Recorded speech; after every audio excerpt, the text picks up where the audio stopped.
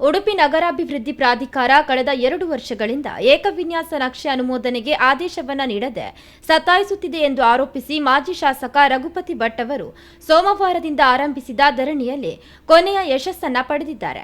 ಮಂಗಳವಾರ ಮಧ್ಯಾಹ್ನ ನಗರಾಭಿವೃದ್ಧಿ ಪ್ರಾಧಿಕಾರದ ಆಯುಕ್ತರು ಕಾನೂನು ತಜ್ಞರ ಸಲಹೆಯನ್ನ ಪಡೆದು ಬಳಿಕ ಧರಣಿ ಸ್ಥಳಕ್ಕೆ ಆಗಮಿಸಿ ಮಾಜಿ ಶಾಸಕರಿಗೆ ಅನುಮತಿ ಪತ್ರವನ್ನ ಹಸ್ತಾಂತರಿಸಿದರು. ಈ ವೇಳೆ ಮಾಧ್ಯಮಗಳಿಗೆ ಪ್ರತಿಕ್ರಿಯೆ ನೀಡಿದ ಮಾಜಿ ಶಾಸಕ ರಘುಪತಿ ಭಟ್ ಅವರು ನಗರಾಭಿವೃದ್ಧಿ ಪ್ರಾಧಿಕಾರವು ತಾತ್ಕಾಲಿಕ ವಿನ್ಯಾಸ ಅನುಮೋದನೆ ನೀಡಿದ್ದು 3 ತಿಂಗಳಲ್ಲಿ ನೀಡಬೇಕಿದ್ದ ಅನುಮತಿಯನ್ನ 2 ವರ್ಷಗಳ ನಂತರ ನೀಡಿರುವುದು ವಿಷಾದನೀಯ. ಧರಣಿ ನಡೆಸಿದ ಬಳಿಕ ನನಗೆ ನ್ಯಾಯ ಸಿಕ್ಕಿದೆ, ಅದರಲ್ಲಿ ಸಂತೋಷವಿದೆ.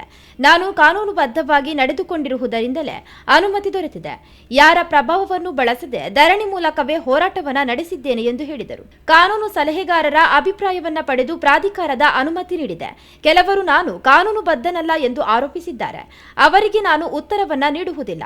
ನನಗೆ ದೊರೆತಿರುವ ಅನುಮತಿಯೇ ಅವರಿಗೆ ಉತ್ತರ ಎಂದು ಪರೋಕ್ಷವಾಗಿ ಶಾಸಕ ಯಶ್ಪಾಲ್ ಸುವರ್ಣರವರಿಗೆ ಟಾಂಗ್ ಅನ್ನು ನೀಡಿದರು. ಕೆಲವರು ಅದು ಲೀಗಲಿ ಸರಿ ಇಲ್ಲ, ಕೋರ್ಟಲ್ಲಿದೆ, ಇದೆಲ್ಲ ಹೇಳ್ತಾ ಇದ್ದವರಿಗೆ ನಾನಿನ್ನು ಉತ್ತರ ಮಾಡಲ್ಲ. ಯಾರು ರಘುಪತಿ ಭಟ್ರು 3 ಬಾರಿ ಶಾಸಕರಾಗಿದ್ದರು, ಅವರಿಗೆ ಕಾನೂನು ಗೊತ್ತಿಲ್ವಾ ಅಂತ ಕೇಳ್ತಿದ್ದವರಿಗೆ ಇದೇ ಉತ್ತರ.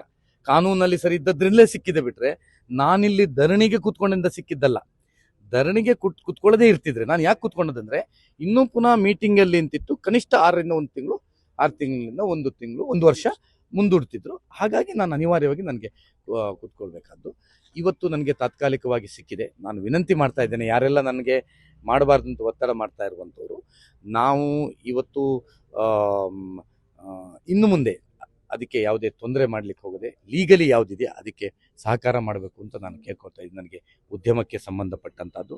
ಇವತ್ತು ಉಡುಪಿಯ ಇತಿಹಾಸದಲ್ಲಿ ಒಬ್ಬ ಮಾಜಿ ಶಾಸಕ ತನಗೆ ಸ್ವಂತ ಉದ್ಯಮಕ್ಕೆ ಯಾವುದಾದ್ರೂ ಸಿಂಗಲ್ ಲೇಔಟ್ ಸಿಗಬೇಕಾದ್ರೆ 2 ದಿವಸ ಧರಣಿ ಕೂತ್ಕೊಂಡು 1.5 ದಿವಸ ಧರಣಿ ಕೂತ್ಕೊಂಡು ಮಾಡಬೇಕಾಗಬೇಕು ಅಂತ ಹೇಳುವಂಥ ಒಂದು ಕಪ್ಪು ಚುಕ್ಕೆ ಪ್ರಾಯಶಃ ಇಲ್ಲಿ ಬಂದಿದೆ. ಇದು ಒಂದು ಬೇಸರ ಇದೆ. ಆದರೆ ನನಗೆ ಸಂತೋಷ ಇದೆ. ನನಗೆ ನ್ಯಾಯ ಇವತ್ತು ನಗರಾಭಿವೃದ್ಧಿ ಪ್ರಾಧಿಕಾರದಿಂದ ಸಿಕ್ಕಿದೆ ಅಂತ ನಾನು ಭಾವಿಸ್ತಾ ಇದ್ದೀನಿ. ಬಡ ಜನರು ಹಕ್ಕುಪತ್ರ ಇದ್ರೂ ಅನುಮತಿಗಾಗಿ ಕಾಯುತ್ತಿದ್ದಾರೆ.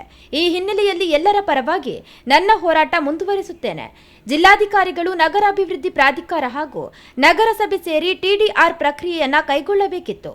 ಸರ್ಕಾರ ನೀಡಿದ ಹಕ್ಕುಪತ್ರಕ್ಕೆ ಇದೀಗ ಲೇಔಟ್ ಪ್ಲಾನ್ಗಳನ್ನು ಕೇಳಲಾಗುತ್ತಿದೆ.